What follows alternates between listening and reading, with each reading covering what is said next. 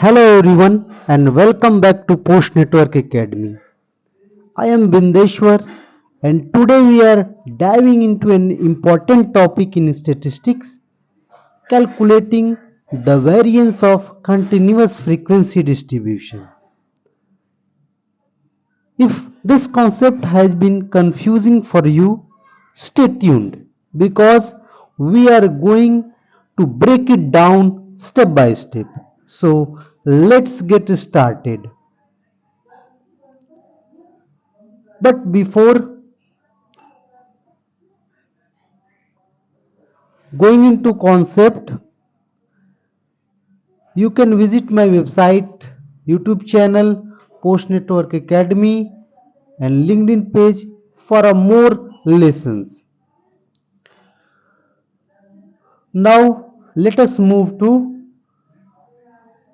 data set. So here is the data we are working with. We have a table showing 5 class intervals and their frequencies FIs. And here is mid values. Our goal is to calculate the variance for this data set. And to simplify the calculation, we transform the mid values xi into ui's using the formula xi minus a upon h, where a is assumed mean which has value 40 and class width is 3. So let's go ahead and calculate ui for each class interval. So first -2, -1, 0, 1, 2. Now we have ui's values. The next step is to calculate fi ui.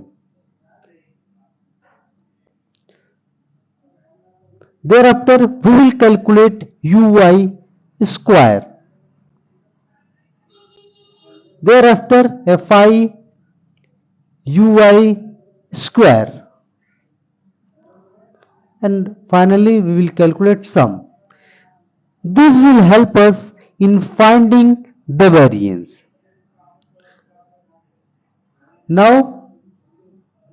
fi ui sum is 22 and fi ui square is 216. Now let us plug these values into variance formula. You can see that here. So if you plug these values in variance formula, so you will get 17.80, and there you have it. The variance for this data set is around 17.80. To summarize here, the steps we followed to calculate the variance: we determined the mid values xi's for each class. We calculated ui, where ui is xi minus a upon h for each interval.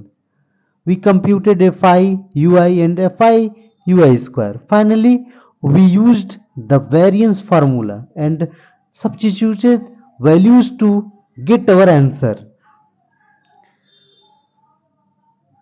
So hope you have understood.